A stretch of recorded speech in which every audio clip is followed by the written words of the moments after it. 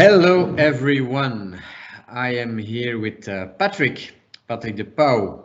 He is one of our amazing coaches that will coach the candidates in the Employee Engagement Awards Dubai, but also in Belgium. Welcome, Patrick. Maybe a good idea for our viewers and listeners that you can introduce yourself.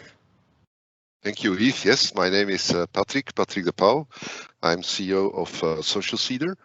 Who is Patrick? Well, before I had a career in several international businesses, airline and tourism industry, so always in the marketing front.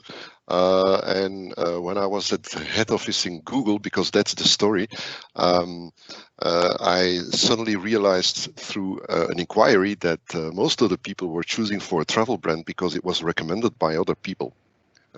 Mainly 92% of people, they choose for something because the recommendation is done by our friends and family and peers.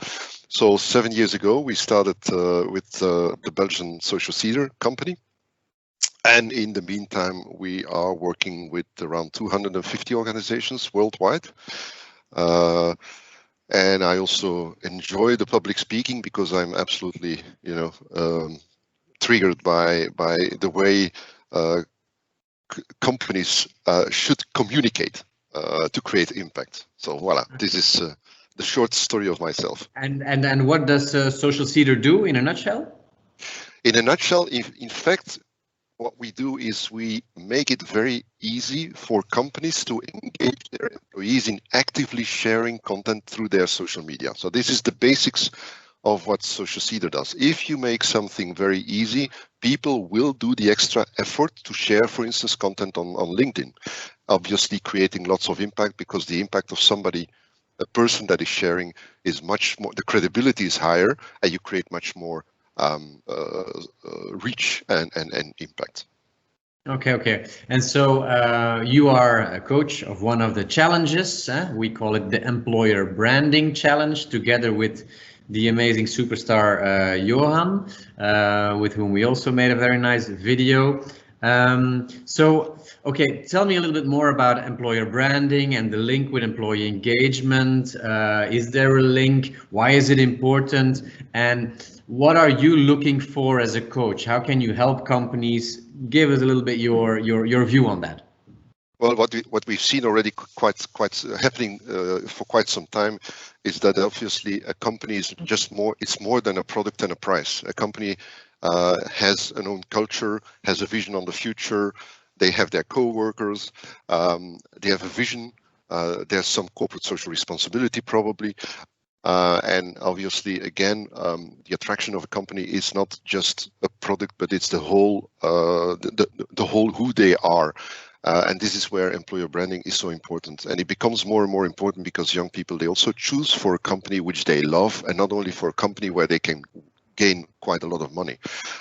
So a company has to stand out from the crowd because we are not the only company around. There's always competitors, not only to be able to sell, but also to attract new people and to retain your own people. So that's why employer branding is crucial, and it became even more crucial during the COVID crisis because once people start working remotely, you need to have this binding, and you need to have this common culture. Otherwise, you will be you will run into troubles.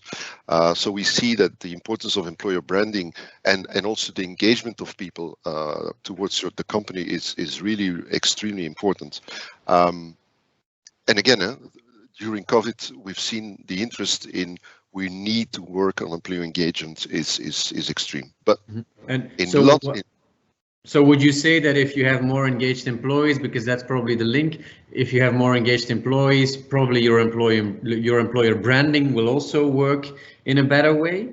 It's linked. It goes in both directions. If you have a good employer branding, and you can sell it, or people know where you stand for, they will automatically be more engaged. And the opposite is also true. If you have engaged co-workers, it will help you in your employer branding, in building your story, obviously. But the problem that I see is that in lots of companies, they do have engaged employees, and there's always people that are engaged, there's always people that are not engaged. That's in every single company. But the amount of people that proactively share content in a company is very low.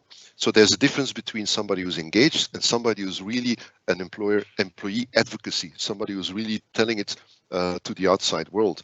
In lots of companies, it's about 1%. So what Social Caesar tries to do is to give the power to all the engaged people to spread the word to the network. And again, why? Because this is what creates impact. We are all human beings, whether we are working B2B or B2C. We are human beings. We are listening to humans more than to companies. Yeah. So do you have any great tips? But you don't have to give away all your tips, of course. But great tips of good and bad practices that you see with all your customers.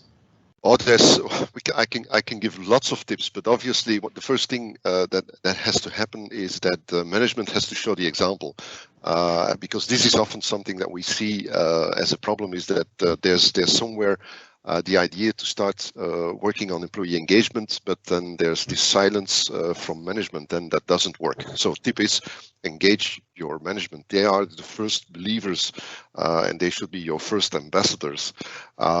And the second tip is obviously authenticity is very important in creating engaged employees. If everything you do is not real, they feel this and they would talk about that. And obviously now that there's social media, the reach of it's not really true what they are saying is much bigger. So the authenticity that you bring, what you tell, what you are as an internal company, so your internal communication and your external communication should be aligned. And if these are some tips, just to name a few. Okay. So that probably are the things that you will also be looking for with the candidates. So that's great. Okay, because we're not going to make it too long, of course. But so I have another question for you. Why did you join, in fact, the Employee Engagement Awards as one of our coaches, and why would companies need to participate in this? Well, I think it's a game changer. Why? First of all, there's so many employer branding, employee engagement is a quite complex thing. So it's also quite new. We have to learn from each other. This is already the first thing. We bring people together that are really interested in employer branding. So I think that's the first thing. You bring together a couple of coaches that are really focused towards one thing of the full, or at least the package we think is important in employee engagement. I think that are the main things. Learn from each other.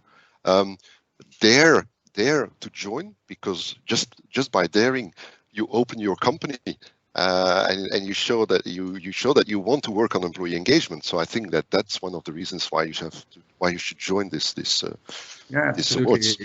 You're absolutely right.